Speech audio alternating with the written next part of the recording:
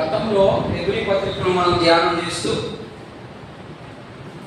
2వ అధ్యాయం ముగించుకుని 3వ అధ్యాయానికి ముందుగా రోమా పత్రికను మనం అధ్యయనం చేయడం జరిగింది. కాబట్టి మరలా ఇది కంటిన్యూషన్గా ఒక అధ్యాయము హెబ్రీ పత్రిక అయిపోతే మరొక అధ్యాయము రోమా పత్రిక వెళ్తాం. ఎందుకంటే మనిషి ఈ 2 అధ్యాయాలు విన్న తర్వాత వాళ్ళకి మార్పు రాలేదు అంటే వాళ్ళు దేవుని ఆత్మ పనిచేయడం లేదనే స్పష్టమైపోతుంది. కాబట్టి జాగ్రత్తగా మీరు అబ్జర్వేషన్ చేసుకుంటూ మనం ప్రతి మాటని నేను క్షుణ్ణంగానే వివరిస్తా ఉన్నాను. ఏది కూడా ఆపకుండా ఒక్కొక్క రోజు ఒక్కొక్క భాగం అయిపోవాలి. కానీ మీ అందరికీ అర్థమయ్యే రీతిగా మరి నేను వివరిస్తా ఉన్నాను. చదువులోనైనా హెబ్రీయులకు రాయబడినటువంటి పత్రిక 3వ అధ్యాయం. హెబ్రీయులకు రాయబడినటువంటి పత్రిక 3వ అధ్యాయము. ఇది సాధారణంగా 3వ అధ్యాయము 1 నుంచి 4వ అధ్యాయము 15వ వచ్చిన వరకు ఒకే భాగం. ఇది ఏంటి ఆ భాగము? ఆ భాగానికి ఏం పేరు పెట్టుకోగలం అంటే మనము అక్కడ రాస్తున్నాను నేను చూడండి. మోషే కంటే యేసు ప్రభు ఎంతో గొప్ప వ్యక్తి లేకపోతే ఎంతో శ్రేష్ఠుడు అనే పాయింట్ మీద మనం చాలా రోజులు, ఇది సుదీర్ఘమైనటువంటి ప్రయాణం. ఈ 2 అధ్యాయాలు చాలా ఎక్కువ రోజులు ఉంటాయి. ఎందుకంటే హెబ్రీ పత్రిక అయినా త్వరగా అయిపోతుందేమో కానీ రోమా పత్రిక మాత్రం త్వరగా అవ్వదు. కాబట్టి మీరు జాగ్రత్తగా మీరు నేను చెప్పిన దాన్ని అర్థం చేసుకోవడానికి ప్రయత్నం చేయండి. ఇప్పుడు యేసు ప్రభు గొప్పవాడు అనే విషయాన్ని తెలియపరుస్తా ఉన్నారు. ఎందుకు తెలియపరుస్తా ఉన్నారు అనేది మనం చదువుకున్న తర్వాత మనం వివరణకు వెళ్దాం. చదువునే హెబ్రీయులకు రాయబడినటువంటి పత్రిక 3వ అధ్యాయము 1 నుంచి 3 వచనాలు. ఇందువలన పరలోక సంబంధమైన పిలుపులో పాలు పొందిన పరిశుద్ధ సహోదరులారా మనము ఒప్పుకొనిన దానిని అపోస్తలులను ప్రధాన యాజకుడైన యేసు మీద లక్ష్యముంచి దేవుని ఇల్లంతటిలో మోషే నమ్మకముగా ఉండినట్టు ఈయన కూడా తన్ను నియమించిన వానికి నమ్మకముగా ఉండెను. ప్రతి ఇల్లును ఎవడైనా ఒకని చేత కట్టబడును. సమస్తమును కట్టినవాడు దేవుడే. ఇంటి కంటే దానిని కట్టినవాడు ఎక్కువ ఘనత పొందినట్లు ఈయన మోషే కంటే ఎక్కువ మహిమకు అర్హుడుగా ఎంచబడెను. చదవబడినటువంటి భాగంలో నుంచి పౌలు గారు కొన్ని హెచ్చరికలు ఇస్తా ఉన్నాడు. ఎవరికైనా అంటే మన భాషలో అనుకుందాం అంటే హెబ్రీయుల్లో నుండి కొంతమంది క్రైస్తవులుగా మారినటువంటి వారికి, అదే రీతిగా అన్నిలో నుంచి క్రైస్తవులుగా మారినటువంటి వారికి ఈయన ఒక హెచ్చరికగా మాట్లాడాడు. ఎందుకు మాట్లాడాల్సి వచ్చింది అంటే ఇక్కడ ముఖ్యంగా 3 విషయాలు నేర్చుకోవాలి. ఈ చదవబడినటువంటి భాగంలో నుంచి మనం 3 విషయాలు ముఖ్యంగా నేర్చుకోవాలి. అందులో ఒకటి మనము ఏమిటమ్మా మనము అనుసరించవలసినవి. ఒకటి మీరు ఇవి రాసుకోవాలండి, అర్థమైనా? నేను చెప్పే మాత్రం రాసుకోండి. ఒకటి మనము అనుసరించవలసినవి. ఎవరు? హెబ్రీ సంఘస్థులు ప్లస్ మనం కూడా, అర్థమైనా? వాళ్ళు ఏదైతే అనుసరించాలనో మనం కూడా దాన్నే అనుసరించాలి. ఇది మొదటి పాయింట్. రెండో పాయింట్, మనం అనుసరించకూడనివి, మనం చేయకూడనివి కొన్ని ఉన్నాయి. అవి కూడా చేయకూడదు. వాళ్ళు చేయకూడదు, మనము చేయకూడదు. మూడోది, ఇవన్నీ అనుసరించకూడదు, అనుసరించాలి. మరి ఇవన్నీ ఎందుకంటే మనకు బుద్ధి కలిగేదానికి మాత్రమే. బుద్ధి అంటే జ్ఞానం, మనకు జ్ఞానం వచ్చేదానికి మాత్రమే ఇవన్నీ ఇక్కడ రాయడం జరిగింది. ఇది ముఖ్యమైనటువంటి పాయింట్, దీంట్లో ఉన్నటువంటి పాయింట్. అందులో నేను 1 నుంచి 3 వచనాలను ఈరోజు చెప్పలేను, కానీ ఒక 2 విషయాలు నేర్చుకుందాం. ఏంటంటే మొదటిది అంటే అక్కడ జరిగినటువంటి పరిస్థితిని కొంత వివరించి నేను ముందుకు వెళ్తాను. అక్కడ ఏం జరిగిందంటే యూదుల్లో నుంచి కొద్దిమంది యేసు ప్రభువును నమ్ముకున్నారు. నమ్ముకున్నారు. అన్నిలో నుంచి కొద్దిమంది యేసు ప్రభువుని నమ్ముకున్నారు. యేసు ప్రభువుని నమ్ముకుండగానే వాళ్ళకి భయంకరమైనటువంటి శ్రమలు వచ్చాయి. నేను ఆల్రెడీ మాటికి ఈ మాట ఉపయోగిస్తాను. ఎప్పుడు పత్రిక అయిపోయేంత వరకు ఇది మీరు అర్థం చేసుకోవాలి. మాటికి చెప్తున్నాను అనుకోబోకండి. ఇది మాటికి మనం అర్థం చేసుకుంటేనే మనం క్రీస్తుని అర్థం చేసుకోగలం. అక్కడ ఉన్నటువంటి ప్రజల్ని వాళ్ళకి అర్థం అవ్వాలి, మనకు అర్థం అవ్వాలంటే మాటికి మాట చెప్తాను. వాళ్ళకి ఈ శ్రమ వచ్చింది. ఎవరి ద్వారా వచ్చిందంటే యూదుల్లో కొంతమంది నాయకులు ఉన్నారు కదా, యూదు రబ్బీలు అంటే వాక్యాన్ని బోధించే, పాత నిబంధనని బోధించే వ్యక్తులు ఉన్నారు కదా, వాళ్ళ ద్వారా శ్రమ వచ్చింది. ఇది మొదటిది. రెండవది, సంఘంలోనే కొద్దిమంది వేసి సంఘంలోనే వాడిని హింసించడం జరిగింది. ఇది సంఘ చరిత్రలోకి మనం వెళ్తే సంఘంలో నుంచి హింసలు, సంఘంలో ఒకరికొకరు పడదు, ఈ ఒక మాట ఉంటుంది, ఆ ఒక మాట ఉంటుంది. ఇలా వాళ్ళకి కొంచెం విశ్వాసులుగా నూతనంగా దేవుణ్ణి ఎన్నుకున్నటువంటి వారికి శ్రమలు వచ్చాయి. మూడవదిగా ప్రాముఖ్యంగా అక్కడ పరిపాలిస్తున్నటువంటి రాజులు లేదా చక్రవర్తులు, రోమీలు, అక్కడ ఎక్కువగా రోమీలు పరిపాలిస్తున్నటువంటి ప్రాంతం. ఆ ప్రాంతంలో ఉన్నటువంటి రోమా చక్రవర్తులు వాడిని ఏం చేశారంటే బాగా హింసలు పెట్టేవారు. మీరు యేసు ప్రభువుని నమ్ముకోబాకండి, యేసు ప్రభువుని నమ్ముకున్నా కూడా మీరు సున్నతి చేయించుకోవాలి, తర్వాత బలులు అర్పించాలి, లేకపోతే మిమ్మల్ని పరలోక రాజ్యానికి రాదు, లేకపోతే మీరు దేవుని బిడ్డలు. ఇలాంటివి వాళ్ళకి ఎక్కువైపోయేదానికే వాళ్ళు ఏం చేశారంటే, ఇదేంద్రా బాబు, యేసు ప్రభు దగ్గరకు వచ్చేసిన తర్వాత మనకు లేనిపోని దరిద్రం అంతేగా. ఇప్పుడు కూడా చాలా మంది అందుకనే దేవుని సన్నిధికి రావట్లేదు. యేసు ప్రభువుని నమ్ముకుంటే వచ్చేది శ్రమే. ఇది గుర్తుపెట్టుకోండి. శ్రమ కోసం మనం ఎందుకు రావాలా? శ్రమ పడేదానికి అందరూ లోకంలో ఉన్నట్టుగా నేను కూడా ఉండాలి అని అనుకుంటే నీకు పరలోక రాజ్యం రాదు. అర్థమైందా? శ్రమ ఎందుకు వస్తుంది అంటే బహుమానం పొందేటప్పుడు శ్రమ వస్తుంది. కష్టం చేస్తేనే డబ్బులు చూడగలం. ఇంట్లో కూర్చోండి డబ్బులు వస్తాయా? రావు. అంతే. ఇది కూడా పరలోక రాజ్యం కావాలి అంటే కొంత శ్రమ అనుభవించాలి. ఈ శ్రమ అనుభవించాలని వారి మీదకి భయంకరంగా శ్రమలు వచ్చాయి. శ్రమల శ్రమ వాడు ఏమనుకున్నారంటే, నాకు వద్దు, ఈ బాధ నేను భరించలేను, కాబట్టి నేను వెనక్కి వెళ్ళిపోతా. ఎక్కడికి వెళ్ళిపోతాను? మళ్ళా వాడు ఎక్కడి నుంచి వచ్చారు? అమ్మా, బలులు, అదే లోకాన్ని, అదే బలులు అర్పణలుగా ఉన్నారు. అందుకని అక్కడ కింద రాసి మన ప్రధాన యాజకుడైన యేసు మీద అన్నాడు. ప్రధాన యాజకుడు ఏం చేస్తున్నాడు అన్ని విషయాలు మీకు నేను క్లుప్తంగా వివరిస్తాను. వాళ్ళు మళ్ళా వెనక్కి యూదా మతంలోకి వెళ్ళిపోవాలనుకున్నారు. అలాంటప్పుడు అవన్నీ వినినటువంటి సేవకుడు లేదా పాస్టరు ఒక ఉత్తరం రాస్తా ఉన్నాడు. వాళ్ళకి ఏమని రాస్తున్నాడంటే, వద్దు, మీరు ఎంతో గొప్ప వ్యక్తి అయినటువంటి యేసుక్రీస్తు ప్రభువుని విడిచి ఎందుకు మీరు మళ్ళా పెడతారు?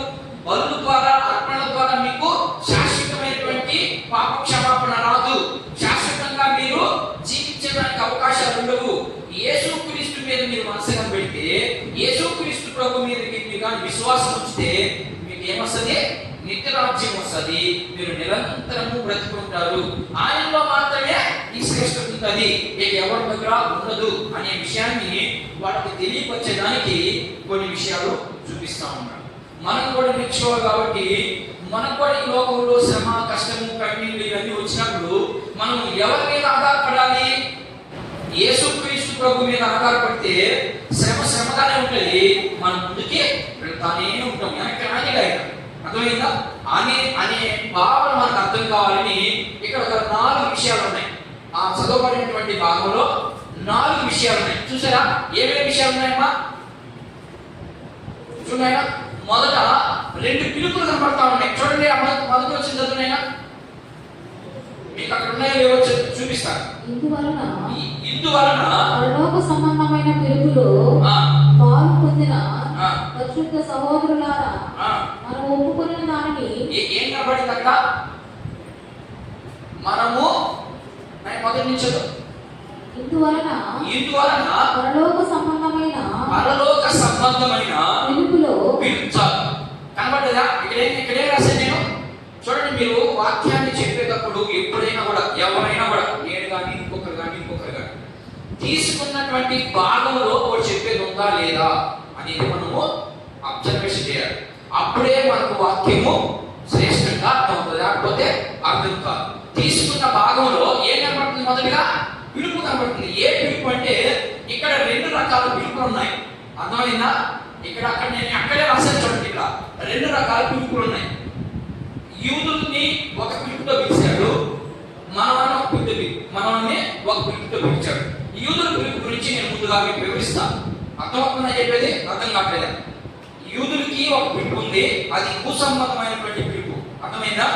ఏంటి ఆ పిలుపు అంటే? భూసంబంధమైనటువంటి పిలుపు ఏంటంటే కణాలను ఇస్తా అన్నాడు వాడికి. అర్థమైందా? కణాలను ఇస్తా అన్నాడు, అది వాడి పిలుపు. ఇది భూమి సంబంధమైనది, ఏంటంటే భూలోకానికి సంబంధించి వాళ్ళు దీని మీదనే మనసు పెట్టారు. ఈ రోజు కూడా యూదులు ఈ రోజు కూడా ఈ భూ సంబంధమైనటువంటి దాని మీదనే విన్నాడు. అక్కడ ఏమి రాశాడు? అక్కడ పరలోక సంబంధమైనటువంటి పిలుపు అన్నాడు. ఇది మనకి ఇది రెండో పిలుపు. యూదులకైతే ఏం పిలుపు? అది యూదులకేమో కణాల పిలుపు, సంఘానికేమో పరలోక పిలుపు. చూడండి ఎంత శ్రేష్టం, దానికి దీనికి ఎంత మార్పు ఉందో చూడండి. చూడండి ఎంత మంచి దేవుడు దేవుడు. వాళ్ళకి ఏం పిలిచాడు? వాళ్ళకి భూసంబంధమైనటువంటి ఫలం ఇస్తా అన్నాడు. ఎవరితో చెప్పాడు ఈ మాట? భూసంబంధమైనటువంటి ఫలం ఇస్తానని అబ్రహాముతో చెప్పాడు. మొదట్లో అబ్రహాము ఆదికాండంలో చెప్పాడు, 12వ అధ్యాయం చెప్పాడు. ఏమని? నేను నీకు ఈ కనాను ఇస్తాను, నీ ప్రజలకి, నీకుండా పుట్టినటువంటి ప్రతి బిడ్డ కూడా ఈ కనాను అనే ప్రాంతము స్వాస్థ్యముగా, అంటే స్వంతముగా, ఇక అక్కడ దాంట్లో నుంచి మిమ్మల్ని ఎవరు తీయబడినట్టుగా, మనం ఇప్పుడు పట్టా కొనుక్కుంటున్నాం కదా, ఇల్లు కొనుక్కుంటున్నాం, అలాంటి పట్టా లాంటి భూమిని మీకు ఇస్తాను అని అబ్రహాముతో చేశాడు. వీళ్ళు యూదులు ఏం చేశారంటే, సరే ఇప్పుడు అబ్రహాముతో చేసిన నిబంధన ఏంటి? కనాను ఇస్తానన్నాడు. ఈ కణాలు ఇవ్వాలి అంటే వీళ్ళు ఏం పిలిచాడు? రండి. వీళ్ళు ఎక్కడున్నారు? అప్పుడు ఇలా పిలవడానికి ఎక్కడున్నారు వీళ్ళు? వీళ్ళు చేసినటువంటి తప్పిదాల వల్ల వీళ్ళు చెరలో తెలిపారు. ఎక్కడ చెరలో ఉన్నారు? నాయనా మొదటి చెర ఎక్కడ? మొదటి చెరలో ఉన్నారు. చెరలో ఉన్నారు కదా, ఐగుప్తులో ఉన్నారు. ఐగుప్తులో నుంచి వీళ్ళని పిలిచాడు. ఏమని? రాండి, ఇస్తానన్నాడు నేను భూమి, ఆ భూమి ఇస్తానని అన్నాడు. అప్పుడు ఎవరు పంపించాడు? మోషేని పంపించాడు. మోషేని పంపించి మోషే ద్వారా వచ్చేది. ఎక్కడ దాకా వచ్చేది? మోషే ద్వారా ఎర్ర సముద్రం దాకా వచ్చాడు. ఎర్ర సముద్రం కాడికి వచ్చేసరికి వీళ్ళకి ఏమొచ్చింది? ఏమొచ్చిందమ్మా? గర్వం వచ్చింది.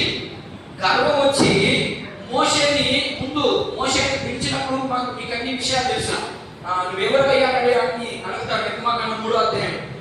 నేను ఉన్నవాడును, అనువాడును, పుట్టినవాడు. అంటే నువ్వు వెళ్ళి వాళ్ళు అడిగినప్పుడు ఎవరయ్యా నువ్వు అని అడుగుతాను. నిన్ను అడిగినప్పుడు నువ్వేం చెప్తావంటే ఆయన మీ పితరుల దేవుడు, ఉన్నవాడు, ప్రత్యక్షార్థం ఉంటాయి. చూడండి, కాబట్టి మీ బైబుల్లో నిర్గమాకాండంలో పెద్దక్షరాలు ఉంటాయి. ఎందుకంటే ఆ పెద్దక్షరాల్లో ఉన్నటువంటి క్వాంటిటీ చాలా గొప్పదని అర్థం. నేను ఉన్నవాడని అనువాడని చెప్పు, అప్పుడు నాకు అర్థం అవుతుంది, అప్పుడు నీతో పాటు వస్తానని చెప్పాడు. వచ్చేది పాపం. వచ్చిన తర్వాత వీళ్ళు బాప్టిజం తీసుకున్నారా? నైనా బాప్టిజం తీసుకున్నారు వీళ్ళు. ఐగుప్తు నుంచి వచ్చారు కదా, ఐగుప్తు నుంచి వచ్చిన తర్వాత బాప్టిజం ఏమైనా తీసుకున్నారా? ఏమ్మా తీసుకున్నారా? తీసుకోలేదా? ఇప్పుడు చదువుదాం. బాప్టిజం తీసుకున్నారు. అమ్మా తీసుకున్నారా? తీసుకున్నారు. ఎట్లా తీసుకున్నారు? నేల ముందు తీసుకున్నారా? వాళ్ళకి ఏ పిలుపు ఉందో వాళ్ళని ఏ పిలుపుతో పిలిచాడు?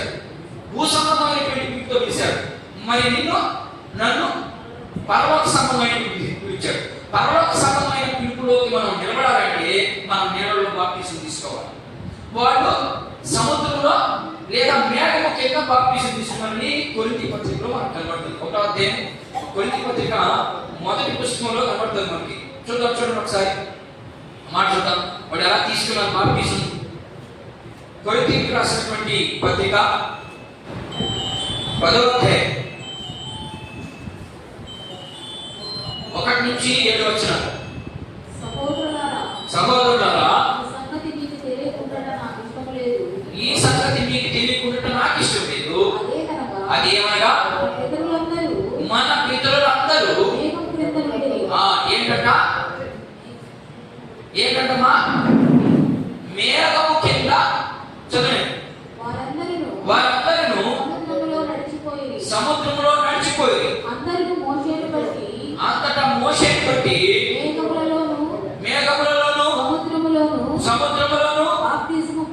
బాప్తిస్మము పొందిరి. అందరూ ఆత్మ సంబంధమైన ఒకే ఆహారము భుజించిరి. ఏంటంట బాప్తిస్మం ఎక్కడ తీసుకున్నారంట? సముద్రంలోనూ మేఘం. నేను పొరపాటు చెప్పానా? ఏమన్నా సైతున్నారు వాళ్ళు ఎలా బాప్తిజం తీసుకున్నారంటే, బాప్తిజం తీసుకోవడం అంటే అర్థం, బాప్తిజం తీసుకున్నంత దానికి అర్థం ఏంటి అమ్మా? ఏం చెప్పారు చెప్పిన బాప్తిజము తీసుకున్నాము అని అంటే అర్థం ఏంటి? నమ్మితేనే కదా బాప్తిజం తీసుకుంటాము, అంతే కదా. నమ్మకపోతే బాప్తిజం తీసుకోరు. యూదులు ఏం చేశారంటే మోషేని ఏం చేశారు? నమ్మినారు. మోషేలోకి బాప్తిజం తీసుకుంటే సముద్రంలోను తర్వాత మేఘము కింద బాప్తిజం తీసుకున్నారు. మోషేని నమ్మి బాప్తిజం తీసుకున్నారు.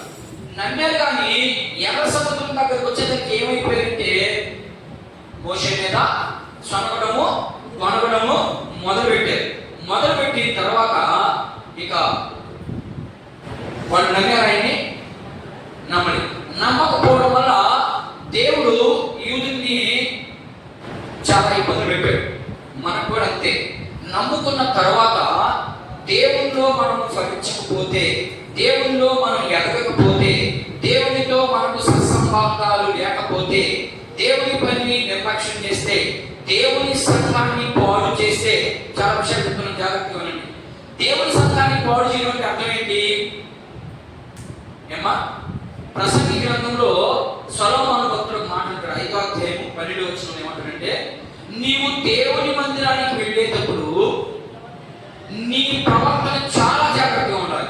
మొదటిది. ఇంకా చదువునండి, ప్రసంగి గ్రంథము 5వ అధ్యాయం 12వ వాక్యం. మీరు ఆశాగా దేవుని సన్నిధికి రాబాకండి. దేవుని సన్నిధి అంటే మీకు దేవుని కోపము బయలుపరచబడడం లేదు కాబట్టి మనం నిర్లక్ష్యంగా ఉన్నాం. దేవుని కోపము అతి భయంకరంగా రాబోతా ఉంది. ఎట్లా? అతి భయంకరంగా. ఆల్రెడీ ఏముందా ఎవరి మీద చూపిస్తా ఉన్నాడు కోపంతాన్ని? ప్రకృతితో చూపిస్తా ఉన్నాడు. అయినా వాడు మనిషికి బుద్ధి జ్ఞానం లేదు. ఏం లేదు? మనిషికి బుద్ధి లేదు, జ్ఞానం లేదు. ఉదాహరణకి ఒక మాట మీకు అర్థమయ్యేలా చెప్తాను. పాత నిబంధనలో దేవుడు కోపం ఎలా వస్తా ఉంది? భయంకరంగా వస్తుంది కదా. మరి ఆదాము తప్పు చేసినప్పుడు ఆదాముని శిక్షించాడు దేవుడు. ఆదాము కదా పండు తిన్నది, ఆ పండు తినదని చెప్పాడు, తిన్నాడు. తిని వెంటనే దేవుడు ఆదాముని కదా శిక్షించాలి. మరి ఆదాముని శిక్షించకుండా ఎవరిని శిక్షించాడు అమ్మా? భూమిని శిక్షించాడు. అంటే ఆయన ప్రేమ అన్నే బయటపరచబడి మనిషి మీదకి అంత తొందరగా దేవుని ఉగ్రత రాదు. ఎందుకంటే ఆయన స్వరూపంతో చేస్తున్నాడు కాబట్టి మనిషి మీదకి అంత స్పీడ్గా దేవుని ఉగ్రత రాదు. అందుకని దావీదు భక్తుడు అంటాడు, ఎవరి చేతులైనా పొడు కానీ దేవుని చేతులు మాత్రం పడవకండి. అర్థమైన దేవుని కోపం అతి భయంకరంగా వస్తుంది. ఆ భయంకరంగా రావడానికి కొంత టైం ఇస్తాడు. హెచ్చరికతో కూడిన మాట చెప్తా ఉంటాడు. వాక్యం పదే పదే పదే పదే నీకే కనబడతా ఉంటుంది ఆ వాక్యం. అలాంటప్పుడు కూడా మనం మార్పు చెందకపోతే ఎట్లొస్తుంది? భయంకరంగా, అతి భయంకరంగా, భయంకరంగా అతి భయంకరంగా నీ మీదకి దేవుడు. అలాగే వీళ్ళు ఎర్ర సముద్రం దాకా మోషేని నమ్మారు. మోషేతో కూడా వచ్చారు. ఆడ వస్తుందనే మోషేని కదా తిరుగుబాటు చేశారు. తిరుగుబాటు చేస్తామనే దేవునికి కోపం వచ్చింది. కోపం వచ్చి చాలా సంభాషణ జరిగింది. మనం అక్కడికి వెళ్ళినప్పుడు దాన్ని చూసుకుంటే బాగుంటుందని నా ఉద్దేశం. అయితే వీళ్ళకి ఏ పిలుపుది?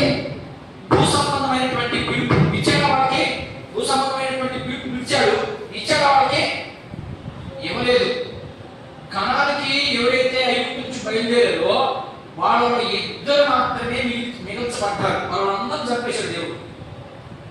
నేను ఎక్కడ అర్థమవుతుందా? 40 మంది పిలిచాడు అనుకుందాం. ఎక్కడికి? కణానికి. 40 మంది 40 సంవత్సరాలు అరణ్య మార్గంలో ప్రయాణం చేశారు.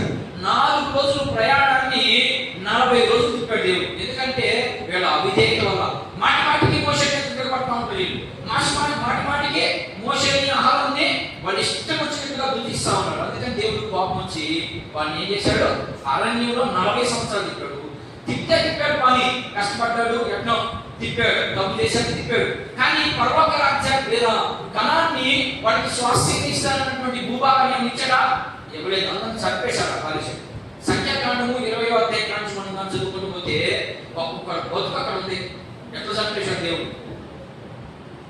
మరి నిన్ను నన్ను నీకు నాకు ఇదే సేమ్ టు సేమ్ అంతే.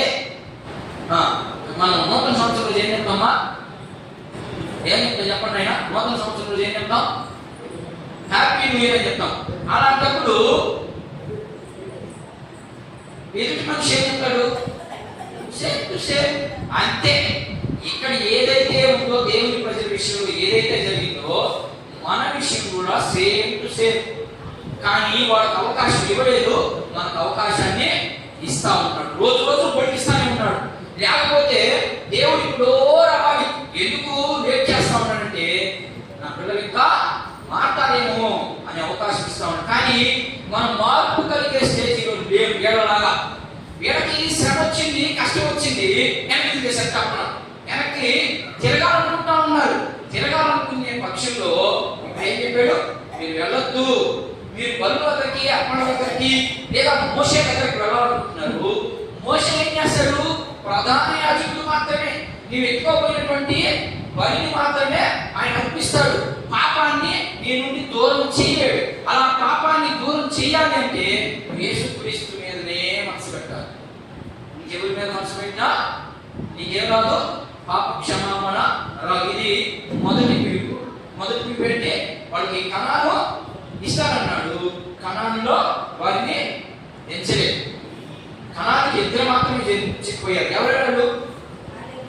కాలేబు, యెహోషువ. వీళ్ళిద్దరు మాత్రమే వెళ్ళారు. వాళ్ళందరూ చచ్చిపోయారు. చంపేశాడు దేవుడే. చేస్తాడా దేవుడు? దేవుడు చేస్తాడమ్మా? ఖచ్చితంగా చేస్తాడు దేవుడు. దేవుడికి ఇష్టంగా లేకపోతే ఆఫ్టర్ ఆల్ నీ కొడుకు 40 ఏళ్ళు దేవుడు బాగా ఉండిస్తే ఒక 80 ఏళ్ళు బతుకుతాడు. అర్థమైందా? అలాంటప్పుడు ఈ 40 ఏళ్లలో వాడు ఒక చిన్న తప్పు చేసిందంటే నువ్వు వాడిని తన్ని గద్దించి వాడిని అన్నం పెట్టకుండా ఏమేమో చేస్తావు. మరి నీకు యుగ ఉండే భాగ్యాన్ని నీకు ఇవ్వాలంటే నీకు పట్టడా దేవుడు? నీకే హెచ్చరికలు లేవా? ఉన్నాయి. అర్థమైందా? ఉదాహరణకి మనం చెప్తాం చూడండి. తండ్రి మన తల్లి మనం ఎప్పుడు వాళ్ళకి చిన్నపిల్లలని మనం ఎంత హోదాలో ఉన్నా కానీ ఒక అర్థమైనా దేవుడు కూడా అంతే. మనము ఆయన స్వరూపంతో మనం చేశాడు కాబట్టి మనం ఎప్పుడు ఆయన చిన్నపిల్లలమే. అందుకనే పౌలట యోహాను పత్రికలో ఎక్కువ శాతం నా చిన్నపిల్లలారా అంటే మీరు ఇంకా ఎక్కడున్నారని విశ్వాసంలో చిన్నగానే ఉన్న దాని గురించి అర్థం చేసుకోవడం లేదని అక్కడ అన్నటువంటి మాట. మీకు మొదటి పాయింట్ అర్థమైంది అనుకుంటాను. అర్థమైందా? 2 పిలుపులు ఉన్నాయి. మొదటి పిలుపు ఏంటి? భూ సంబంధమైనటువంటి పిలుపు. ఆ పిలుపులో వాళ్ళు నిలవలేదు. నిలవకపోగా ఏమైపోయారు? చనిపోయారు. అది మొదటి పిలుపు. రెండో పిలుపు మనకేం పిలిచాడు? సంఘాన్ని ఏ పిలుపుతో పిలిచాడు? పరలోక పిలుపుతో పిలిచాడు. ఈ పరలోక పిలుపులో నీవు నేను నిలకడగా ఉండాలి, లేకపోతే నీవు నేను స్థిరంగా ఉండాలంటే ఎలా ఉండాలి? ఎబ్రీయులకు రాసినటువంటి పత్రిక 2వ అధ్యాయం 15 వచ్చి చదవండి.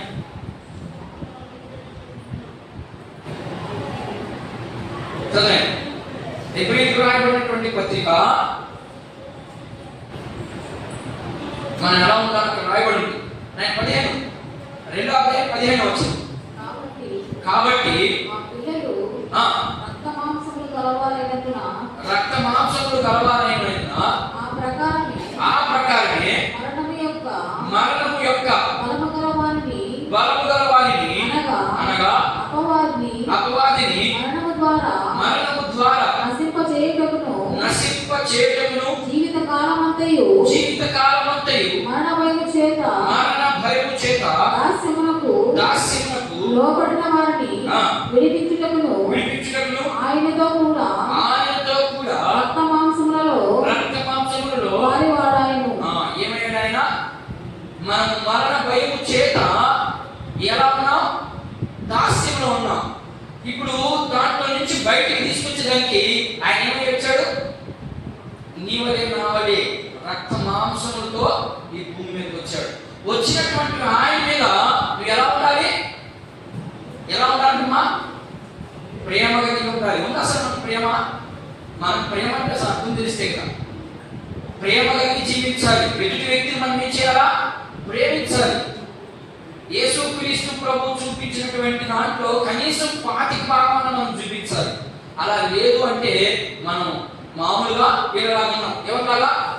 యూదులాగా, శరీర సంబంధమైనటువంటి మనుషులాగా ఉన్నామని మనం అర్థం చేసుకోవాలి. ఇది రెండో విషయం. నేను ఇంకొక మాట చూద్దాం. మొదటి పత్రిక, కొరింథీయులకు రాసినటువంటి మొదటి పత్రిక 12వ అధ్యాయము 13 నుంచి 15 వచనాలు చదివేనా? రెండో విషయం,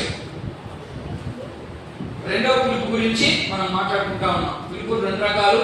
అందులో మొదటి పిలుపు భూ సంబంధమైంది, రెండవది పరలోక సంబంధమైంది. ఈ పరలోకమైనటువంటి సంబంధంలో మనం నిలవలేకపోతే యూదుల్లాగే మనం కూడా మట్టి కుట్టుకొని పోతాము అనే విషయాన్ని తెలియపరచడానికి ఒక హెచ్చరికతో కూడిన మాటలు ఇస్తా ఉన్నాడు. చూడండి 12వ అధ్యాయము 13 నుంచి 15 వచనాలు చదువు.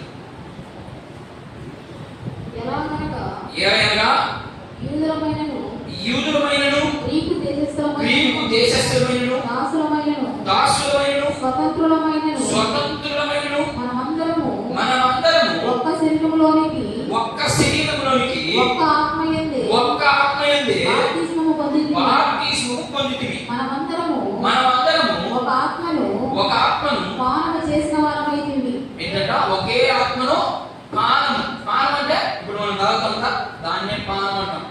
అర్థమైందా? ఒకే ఆత్మలో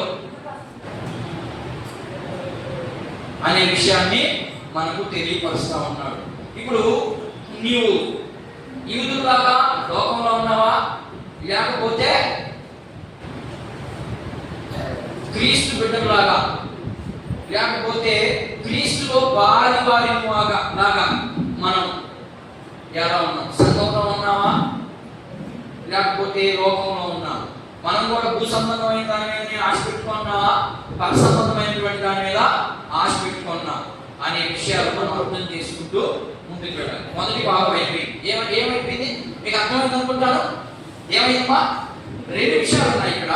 ఈ 2 విషయాల్లో 2 పిలుపులు. మొదటి పిలుపు భూ సంబంధమైంది, మనం దానికోసం రాలేదు. మనకు ఒక సపరేట్ అయిన పిలుపు ఉంది. ఆ పిలుపు ఏంటి?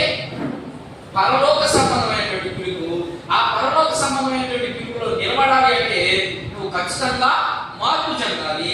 మార్పు చెంది పాతవన్నింటినీ విడిచి కొత్తగా జీవించాలి. కొత్తగా జీవించాలంటే యేసుక్రీస్తు ప్రభువుని అంగీకరించబడిన మనం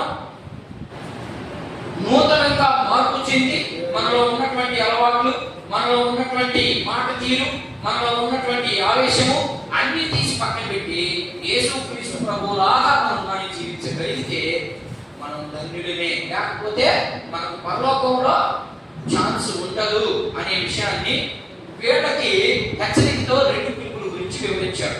నేను కూడా మీకు 2 పిలుపుల గురించి వివరించాను. మొదటి భాగం అయిపోయింది. ఈ రెండో భాగంలో 2 ఒప్పందాలు కాబట్టి చదువునైనా ఎన్ని పత్రిక చదువు. 2 ఒప్పందాలు ఏంటో చూద్దాం. అక్కడ ఈ 2 ఒప్పందాలు నేను అంతా వివరించలేను, కానీ ఒక కొంచెం వివరించి నేను ముగించడానికి ప్రయత్నం చేద్దాం. 2 ఒప్పందాలు కనబడుతున్నాయి. చూడండి అక్కడ ఏమేమి ఒప్పందాలు ఉన్నాయి. ఎబ్రీ పత్రిక ఉన్నాయి. ఎబ్రీకి రాయబడినటువంటి పత్రిక మొదటి వచ్చిన ఉన్నాయి. ఇందువలన పరలోక సంబంధమైన పిలుపులో పాలు పొందిన పరిశుద్ధ సహోదరులారా, నువ్వేం చేయాలి? పరిశుద్ధ సహోదరులారా, మనం ఒప్పుకున్న దాన్ని ఏమంట? పరలోక సంబంధంలో పాలు పొందాలనుకున్నటువంటి పరిశుద్ధ సహోదరులారా. పరిశుద్ధులు అంటే అర్థం మీకు ఆల్రెడీ నేను చెప్తా ఉన్నాను. పరలోక సంబంధమైనటువంటి పిలుపులో ఉండాలి అంటే నువ్వు లోకంలో నుంచి సపరేట్ అయిపోయిన తర్వాత నువ్వెవరిప్పుడు? క్రీస్తు రక్తంతో కడగబడిన తర్వాత నువ్వెవరిప్పుడు? పరిశుద్ధుల గుంపులో చేరడు. పరిశుద్ధుల గుంపులో చేయబడిన నీవు, చాచబడిన నీవు ఎలా ఉండాలంటే ఇప్పుడు చదువు. మాట చదువు. మీరు అర్థం కాక వాక్యం చదివేటప్పుడు అర్థమైపోవాలి మీకు. చదవండి. మనము ఒప్పుకున్న దానికి ఇందువలన నేను చదువుకోండి.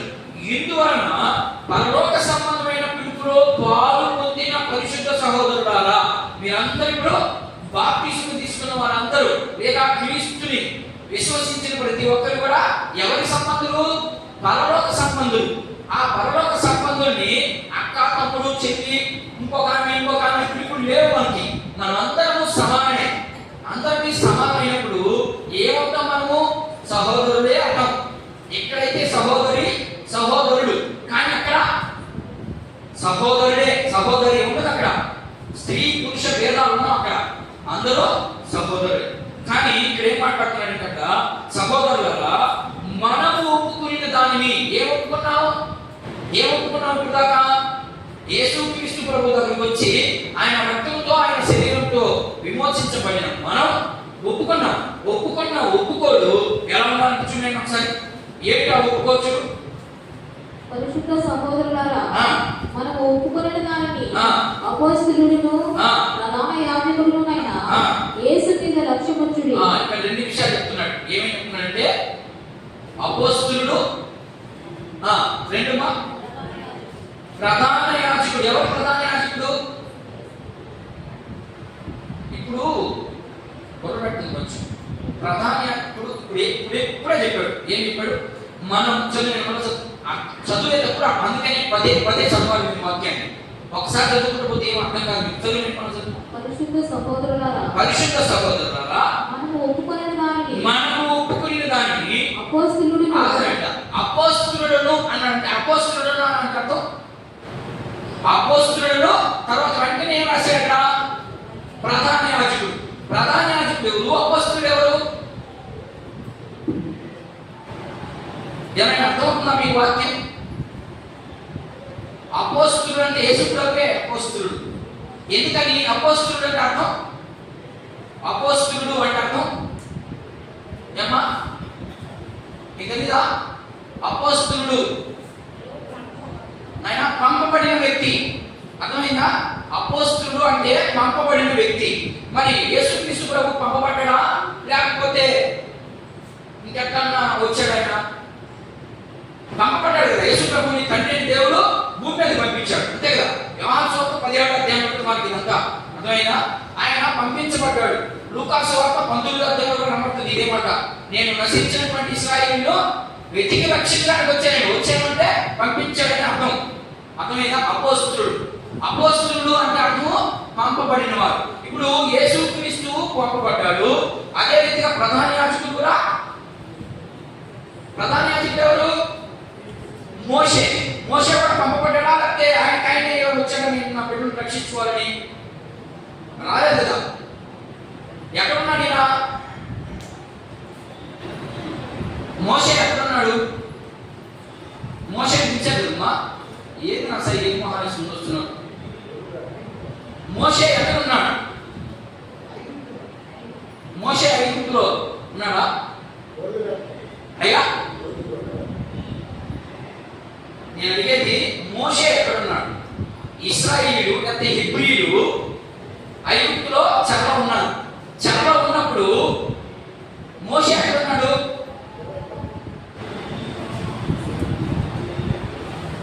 ఎన్ని సంవత్సరాలు యేసు ప్రభువుని నమ్ముకొని మనం? ఎన్ని సంవత్సరాలు అయిందమ్మా? 40 ఏళ్ళు అయిపోయింది కదా. ఇంచుమించు 40 ఏళ్ళు అయిపోయింది. 40 ఏళ్ళలో ఏం నేర్చుకున్నారు మీరు? రేపు దేవుడు ఇది అడిగేది మిమ్మల్ని. అర్థమైనా? ఈ 40 ఏళ్ళలో ఏమి నేర్చుకున్నాం?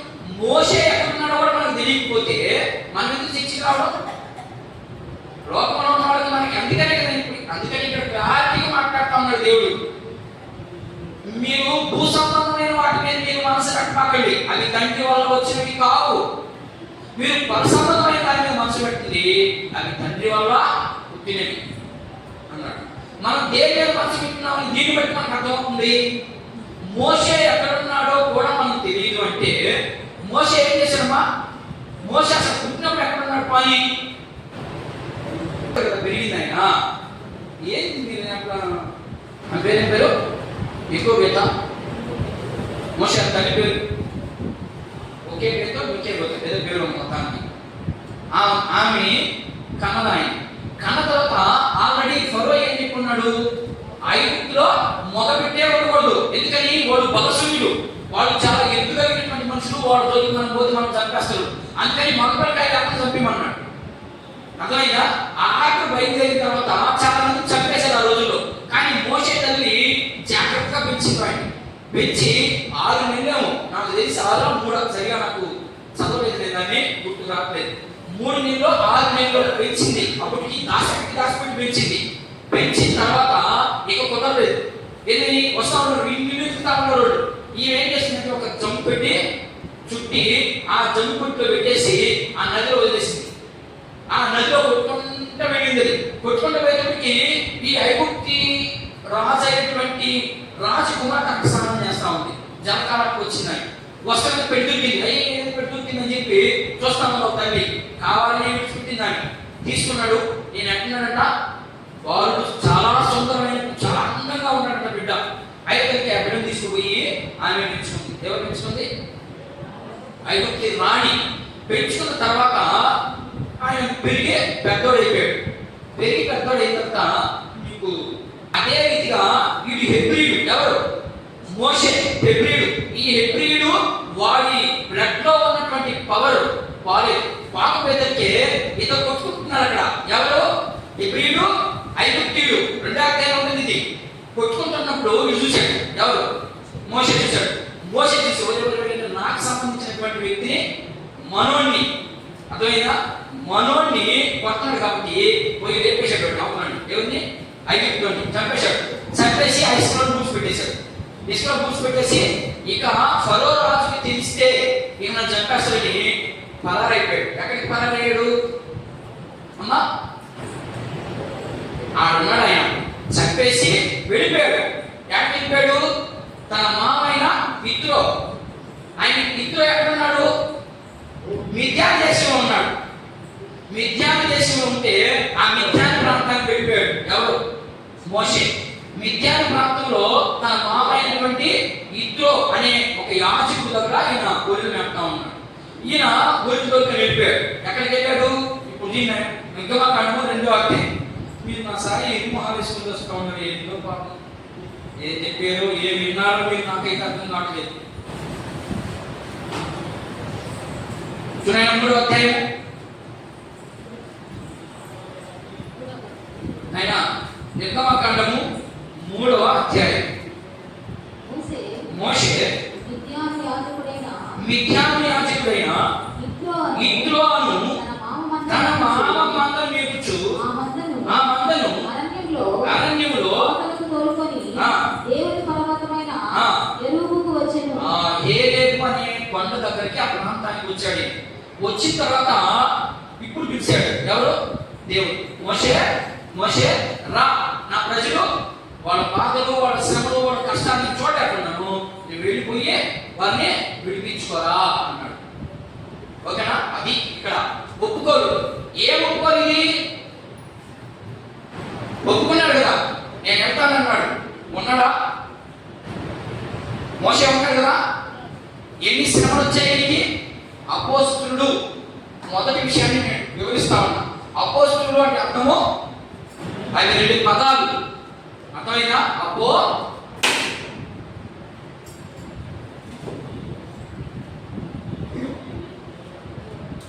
ఇది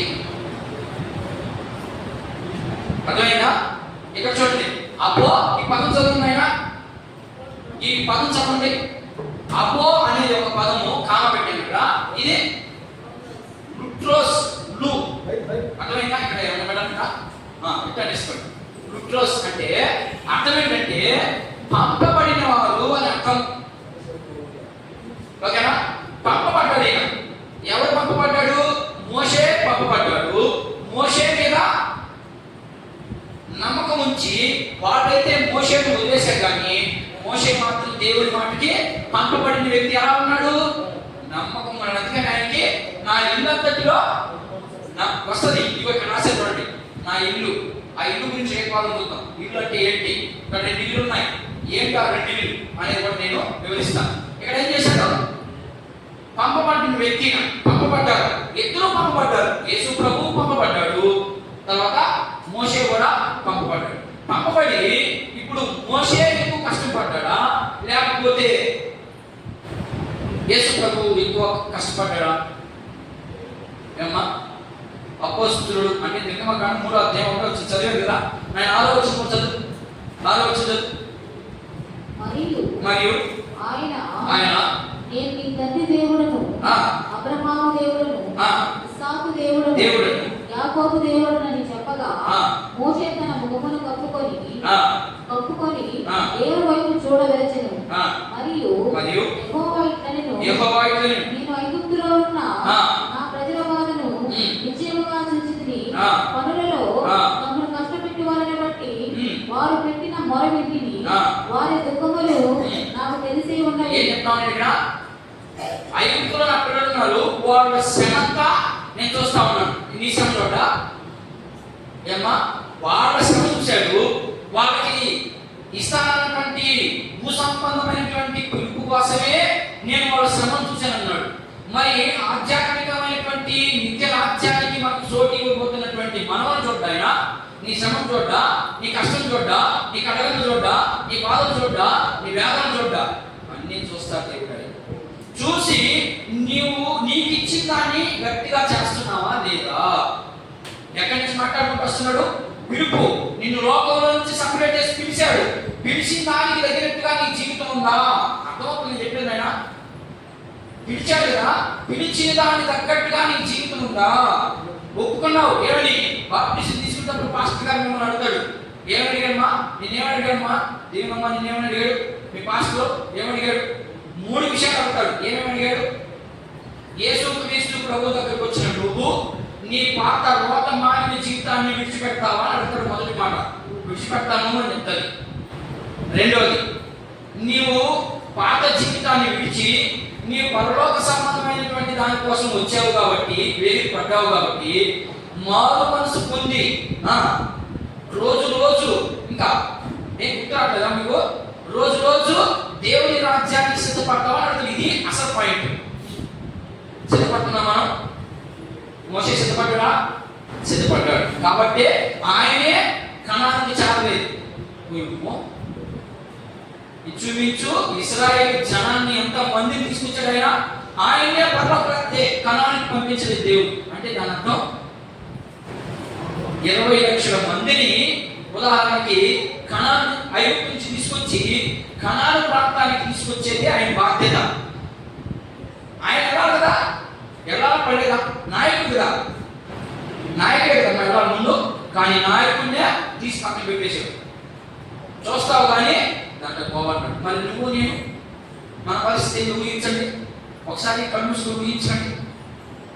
మనం పిలిచాడు, పిలుపు ఒప్పుకున్నాం. రోజు దేవుని కోసం నేను సిద్ధపడ్డానంటావు. అర్థమైందా? నేను సంపాదించిన దాన్ని దేవుని రాజ్యం వరకు ఖర్చు పెట్టాలని కూడా తీర్మానం తీసుకున్నాం. మనం తీర్మానం చేసుకునే దేవుని సన్నిధికి వచ్చాం. ఒప్పుకున్నాం. ఒప్పుకున్న దానికి దగ్గరగా మనం ఉన్నామా? లేదు. కానీ అక్కడ యేసు ప్రభు ఉన్నాడు. ఒప్పుకున్నాడు. ఏమని? ఇదిగో ఈ లోకంలో ఉన్న ప్రతి ఒక్కరి నిమిత్తం నేను చచ్చిపోతానన్నాడు. నేను ఎన్ని శ్రమలైనా భరిస్తానన్నాడు. భరించాడు, చచ్చిపోయాడు. ఆయన ఏమన్నా గంట వచ్చిందా ఈ లోకంలో? ఎవరైనా మంచోడు అన్నారు కన్నా ఎవ్వరం లేదు. అందరూ చీకుట్టారు, ద్వేషించారు. ఆయన ఏమన్నా మనసు మార్చుకున్నాడా? మీరాగన్నలాగా మనకు ఒక్కరవ శ్రమ తగ్గితే సార్, సంఘంలో ఎవరైనా ఒక మాట అంటే సార్, ఈయన ఒక మాట్లాడి మీరు ఎక్కడ క్రైస్తవులు ఏమన్నా? మన క్రైస్తవులు అసలు దేవుని మాకు కళాఖండి మాట్లాడుతుంది అంతే. ఒక్కరవాటు అంటే సార్ వివేకానంద మాట్లాడు ఆ వస్తే అట్టవాత దీన్ని పక్కకు పోయి ఎక్కడ క్రైస్తవులండి మనం? మోషే తీసుకొచ్చాడా? మాంసం తిన్నాడా? భోజనం పెట్టించాడా? మన్నాన్ని చూపించాడా? ప్రార్థన చేస్తే సముద్రం పై అన్ని చూశారు. ఆయన కదా ఆయన వెతికే సొడిగినారు. ఎవరైనా సరిగమ్మా? ఐగుప్తులో ప్రజలు పక్కోడు జరిగారా? వాళ్ళ కుటుంబంలోనే వాళ్ళు సరిగరా? ఏనా చదవట్లేదు మీరు వాక్యాన్ని? వాళ్ళ కుటుంబంలో వాళ్ళ అక్క ఉంది, ఒక ఆమె ఎవరైనా పేరు మిరియాము. వాళ్ళ అన్న ఉన్నాడు, ఆయన ఎవరైనా మోషే అన్న, అహరోను ఉన్నాడు. వీళ్ళిద్దరూ సునిగారు దేవుడి మీద, మోషే మీద. ఏం చేశాడు దేవుడు? దేవుడు ఏం చేశాడమ్మా? మోషే ఎప్పుడైతే సునిగారో వెంటనే వాళ్ళకి ఏమొచ్చింది? కుష్టి వచ్చింది, కుష్టి వ్యాధి వచ్చేసింది. మీకు కుష్టి వ్యాధి రాదు, మానసికంగా జబ్బు వస్తుంది. గుర్తుపెట్టుకోండి. నీకు సమాధానం ఉండదు, నీకు అసలు సంతోషమే ఉండదు ఎంత సంపాదించినా. అదే కుష్టు బాధ పడొచ్చింది, మొప్పడ కుష్టు పడొచ్చింది, కుష్టు వ్యాధి హాస్పిటల్కి వచ్చి బాధ పెరగగానే ఆడే ఉంటుంది. పెరగదు, నువ్వు మెడిసిన్ మింగినంతసేపు. మెడిసిన్ మింగకపోతే ఏమంటే బాకి శరీరం అంతా విషయంగా మారి పోతావు. నీకు కూడా అలాంటి కుష్టి పుట్టిస్తాడు. నీకు మనశ్శాంతి ఉంటుంది. ఎంతసేపటికి సంపాదనే సంపాదనే సంపాదనే సంపాదన. ఇంతేనా? ఇందుకోసమే మనం వచ్చిన లోకంలోకి, ఇందుకోసమే నేను లోకం నుంచి సపరేట్ చేసి వచ్చింది. నీకు ఒక బాధ్యత అప్పగించలేదు కదా దేవుడు. నీకు ఒక బాధ్యత లేదా? నీ కుటుంబాన్ని పోషించాలనే బాధ్యత నీకు ఉన్నప్పుడు మరి సంఘంలో నువ్వు ఒక సభ్యుడివి. సంఘం అంతా నా హ్యాండ్ ఓవర్లో ఉండాలని ప్రతి ఒక్కరు అనుకుంటే సంఘం ఎలా ఉంటుంది? సంఘం అంతా నాది అనుకున్న అందరూ ఒక్కొక్కసారి సంఘం ఎవరికి ఇప్పుడు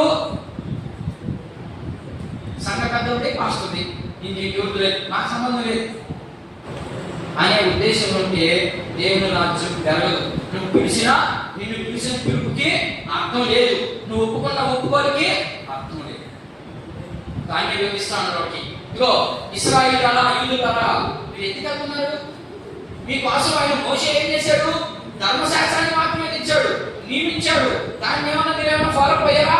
అవ్వలేదు. అవ్వకపోగా చాలా మంది చచ్చాడు. ఎందుకు మళ్ళా చస్తారు? బావు మళ్ళీ మీరు వెనక్కి బావు ఒప్పుకున్న దాన్ని గట్టిగా పట్టుకోండి. ఏమైతే ఒప్పుకున్నారో, ఏమని ఒప్పుకున్నాడు? యేసు ఏమని ఒప్పుకున్నారు? వాడు చెప్పాడు కదా, రోమపత్రిక 10వ అధ్యాయం 9వ వచనం ఒకసారి రాష్ట్రం నేను ఇస్తా. రోమపత్రిక 10:9 ఒప్పుకున్నారు. అక్కడ ఏమని ఒప్పుకున్నారు? అదేమని చెప్తున్నది? యేసు ప్రభువని. ఏమా అదే మాట ఉందా? ఇంకేమన్నా మాట ఉందా? అదేమని చెప్తున్నది? యేసు ప్రభువని నీ నోటితో నీ హృదయమందు విశ్వసిస్తే చాలంతే. ఇది ఎవరికి ఈ మాట? ఇశ్రాయేలుకి, అంటే వీళ్ళకి ఇక్కడ ఉన్నారుగా, ఇక్కడ ఉన్నటువంటి వాడికి. మరి నీకు తెలియదా? యేసు ఉండే యేసు ప్రభు నీకు తెలీదా? యేసు దేవుడు నీకు తెలీదా? మరి నీకెట్లా ఆపాదించబడుతుంది ఈ పదం? ఇది వారికి. ఒకవేళ నువ్వు కూడా యేసు క్రీస్తు ప్రభు ఎవరో తెలిసి కూడా నువ్వు తెలిసి తిరిగినట్టుగా ఉన్నావేమో, నీకు కూడా ఈ హెచ్చరిక. తెలుసుకున్న వాడికి హెచ్చరిక లేదు. ఇది హెచ్చరిక కాదు. ఇది తెలుసుకోకుండా ఉన్నవాడికి ఇది హెచ్చరిక. జాగ్రత్త పడాలి. మనం పరలోక సంబంధమైనటువంటి పిలుపు నిమిత్తం పిలువబడినప్పుడు మనకి 2 పిలుపులు ఉన్నాయి.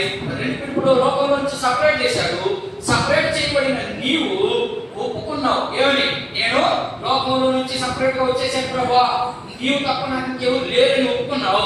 ఒప్పుకున్న దాన్ని గట్టిగా పట్టుకుంటే అప్పుడు ఏమవుతుంది? కింద ఉంది చూడండి. ఒప్పుకున్నావు. ఒప్పుకున్నంత సంఘం ఏంటి?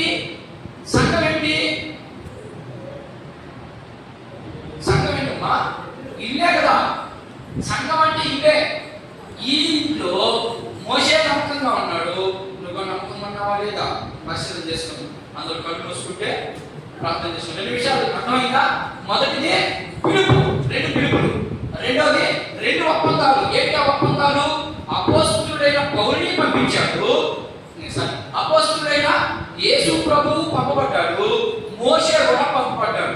పంపబడినప్పుడు వాళ్ళు ఒప్పుకున్నారు, మేము పోయి నీ ప్రజల్ని మేము బయటికి తీసుకొస్తాము. అక్కడైతే బానిసలో ఉన్న వారిని బయటికి తీసుకొస్తానని మోషే ఒప్పుకున్నాడు, తీసుకొచ్చాడు. యేసు ప్రభు పాపములో ఉన్న వారిని విడిచిపెడతానని ఒప్పుకున్నాడు, చేశాడు. మరి నీ ఒప్పుకోలేదు, నీ ఒప్పుకోరు, నా ఒప్పుకోలేదు. ఒప్పుకున్నావా?